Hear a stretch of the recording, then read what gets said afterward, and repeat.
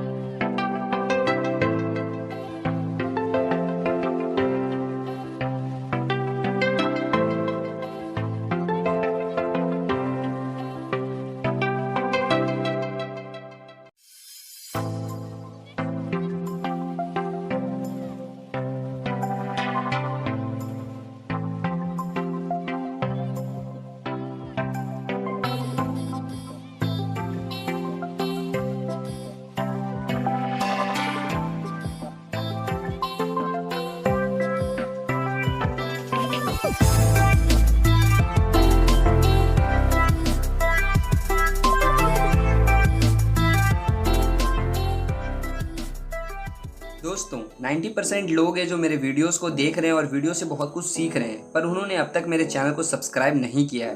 उन लोगों से रिक्वेस्ट है कि चैनल को सब्सक्राइब कर लें और नोटिफिकेशन को ऑन कर लें, ताकि इन फ्यूचर भी मैं ड्रोन रिलेटेड वीडियोस बनाता रहूं और आप लोगों को अलग अलग ड्रोन देखने को मिले और अलग अलग ड्रोन आप बना सकते। तो गाइस प्लीज़ सपोर्ट करो, क्योंकि एक एक ड्रोन बनाने में बहुत ही ज़्यादा पैसा भी लगता है और बहुत ही ज़्यादा मेहनत लगता है। और हाँ, वीडियो पसंद आया तो वीडियो को लाइक कर देना और चैनल को सब्सक्राइब करके नोटिफिकेशन को ऑन कर लेना।